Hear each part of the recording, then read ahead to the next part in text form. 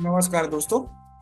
इस ट्यूटोरियल में हम लोग ये सीखने वाले हैं कि किसी जावा एंड्रॉयड ऐप में टैब लेआउट कैसे क्रिएट करना है स्टैटिक फ्रैगमेंट्स के साथ। ओके, तो चलिए सबसे पहले प्रोजेक्ट स्ट्रक्चर देखते हैं।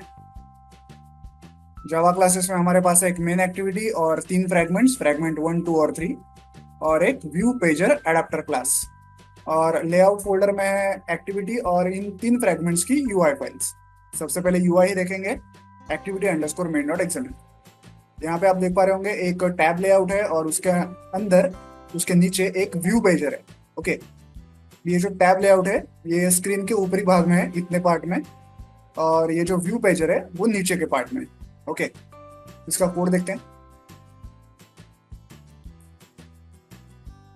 ये है कंस्ट्रेंट लेआउट, ये है वो टैब लेआउट, और उसके नीचे ये है हमारा व्यू पेजर।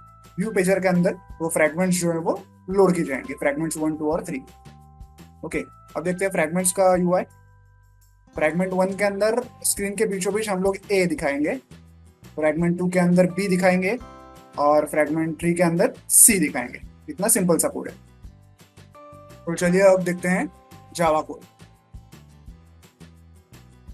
सबसे पहले देखेंगे फ्रैगमेंट्स का कोड, एकदम सिंपल है।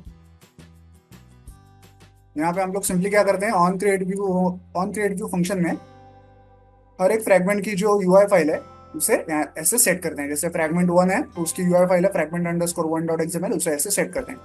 बाकी दोनों फ्रैगमेंट्स में भी सेम कोड है, यहाँ पे भी यूआई को सेट करते हैं, यहाँ भी यूआई फाइल को सेट करते हैं। ओके, तो ये हो गया फ्रैगमेंट्स का कोड। अब देखते हैं मेन एक्टिविटी। ये इंपोर्ट्स, ये मेन एक्टिविटी, ये है टैब लेआउट और व्यू पेजर, ये है व्यू पेजर अडेप्टर क्लास का ऑब्जेक्ट। हर एक टैब के ऊपर हमें कुछ टेक्स्ट दिखाना है। ओके, तो उसके लिए हमने एक स्ट्रिंग एरे तैयार किया है जिसमें हम लोग टैब 1, टैब 2 और टैब 3 ऐसा टेक्स्ट लिखेंगे।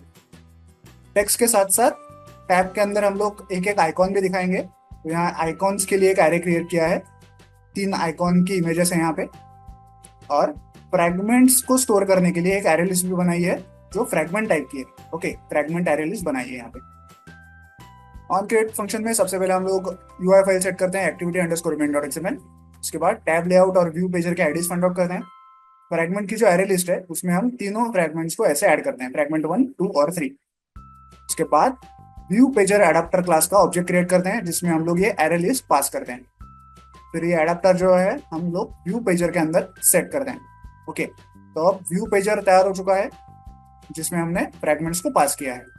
अब हमारा जो टैब लेआउट है उसके अंदर हमें टेक्स्ट और आइकॉन्स को सेट करना है। तो वो कैसे करेंगे, न्यू टैब लेआउट मीडिएटर करके एक ऑब्जेक्ट बनाएंगे, उसमें टैब लेआउट को पास करेंगे, व्यू पेजर को पास करेंगे, और हमें जो टेक्स्ट लिखना है वो ऐसे लिखेंगे और जो आइकॉन दिखाना है वो ऐसे दिखाएंगे। ओके, तो अब टेक्स्ट, आइकॉन और व्यू पेजर और टैब लेआउट ये सब एक दूसरे से इंटरकनेक्टेड है। ओके, जैसे जैसे आप व्यू पेजर के अंदर नई नई फ्रैगमेंट्स को लोड करोगे उस हिसाब से टाइटल भी चेंज होगा, आइकॉन भी चेंज होगा।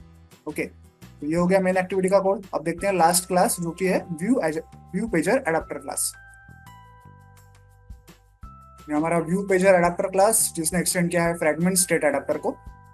जो एरे लिस्ट हमने वहां से भेजी थी फ्रैगमेंट्स की वो हमें यहाँ पे मिल चुकी है। क्रिएट फ्रैगमेंट फंक्शन में हम लोग एक एक फ्रैगमेंट को उठाते हैं फ्रैगमेंट एरे लिस्ट से और उसे रिटर्न करते हैं यहाँ से।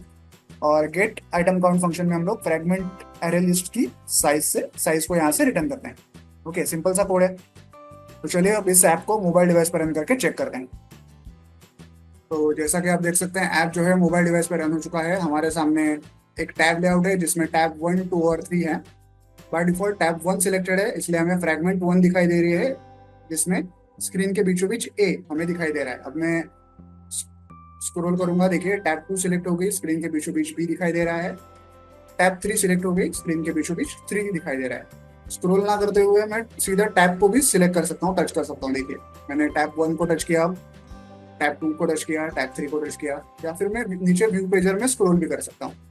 ओके, इस प्रकार से आप किसी जावा एंड्रॉइड ऐप में टैब लेआउट को क्रिएट कर सकते हैं स्टैटिक फ्रैगमेंट्स के साथ। वीडियो में दिखाए गए इस कोड को डाउनलोड करने के लिए मैंने वीडियो के नीचे डिस्क्रिप्शन बॉक्स में दे दिया, आप चाहें तो वहां से कोड डाउनलोड कर सकते हैं। वीडियो को एंड तक देखने के लिए धन्यवाद, थैंक यू।